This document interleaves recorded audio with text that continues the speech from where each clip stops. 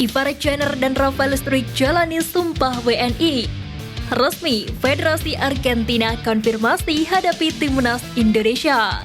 Malaysia saingi naturalisasi skuad Garuda.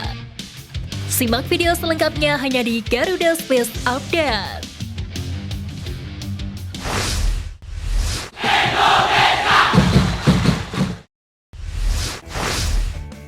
Timnas Argentina mengkonfirmasi akan melawan Timnas Indonesia dan Australia di FIFA Matchday Juni 2023. Kabar positif ini diumumkan oleh Federasi Sepak Bola Argentina di laman resminya. Lionel Messi dan kolega akan lebih dulu melawan Timnas Australia pada 15 Juni 2023 mendatang. Pertandingan tersebut bakal dilangsungkan di kota Beijing, China. 4 hari kemudian, Timnas Argentina akan menantang Timnas Indonesia di Jakarta pada 19 Juni 2023. Pertandingan yang dinanti-nantikan masyarakat tanah air ini bakal dimainkan di Jakarta. Sebelumnya, PSSI sendiri mengkonfirmasi akan mengumumkan kejutan tersebut pada 28 Mei mendatang. Pelatih Timnas Indonesia Sintayong bersama Ketua Umum PSSI Erick Thohir dilaporkan sedang melirik pemain keturunan Grade A di Eropa. Informasi tersebut diketahui dari komentar Instagram Hasani Abdul Ghani. Komentar tersebut ditujukan Hasani kepada warganet yang ramai meminta Erick Thohir untuk menambah pemain keturunan di Timnas Indonesia. Para pemain keturunan dianggap bisa mengangkat performa Timnas Indonesia untuk jangka pendek. Kekhawatiran pecinta sepak bola tanah air terkait performa Timnas Indonesia memiliki alasan kuat.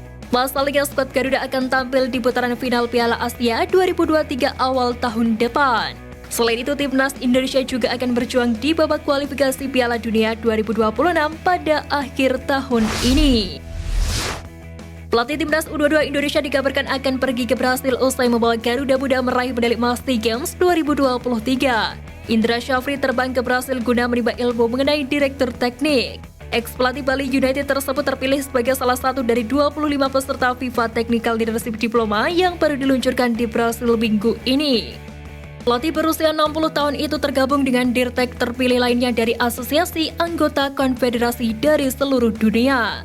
Adapun program FIFA Technical Leadership Diploma tersebut bakal digelar di Kompleks Pelatihan Federasi Sepak Bola Brasil Rio de Janeiro, Brasil.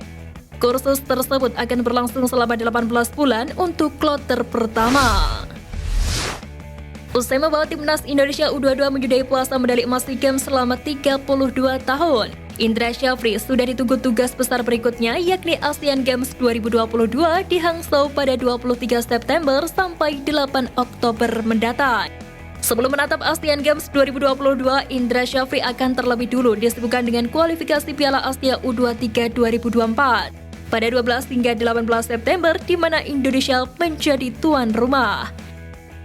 Selepas itu, Garuda Muda juga akan berlaga di Piala AFF U23 2023 pada 31 Oktober sampai 12 November mendatang. Terkait skuad pelatih asal Sumatera Barat itu diprediksi bakal mempertahankan sebagian besar skuad SEA Games 2023. Dua calon pemain keturunan Timnas Indonesia Ivar Jenner dan Rafael Struijk menjalani sumpah warga negara Indonesia pada hari ini, Senin 22 Mei pukul 10 waktu Indonesia Barat. Pengambilan sumpah WNI tersebut dilaksanakan di kantor wilayah Kementerian Hukum dan HAM. Diketahui Rafael Struijk dan Ivar Jenner merupakan dua pemain muda potensial yang ingin membela Timnas Indonesia. Keduanya diproyeksikan untuk membela skuad Garuda secepat mungkin.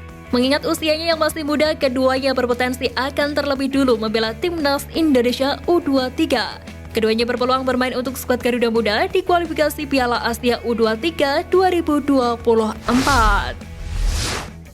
Bek andalan Timnas U22 Indonesia Alfeandra Dewangga bertekad kembali dilirik Sintayong untuk membela Timnas senior di ajang FIFA Matchday mendatang.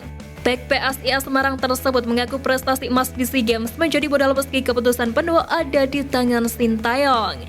Terakhir kali Alfeandra Dewangga dipanggil Sintayong untuk memperkuat Timnas Indonesia di Piala AFF 2020 Singapura yang berlangsung dari Desember 2021 hingga awal Januari 2022. Pada ajang tersebut, skuad Garuda harus puas menyandang status runner-up setelah kalah agregat 6-2 dari Thailand di partai final.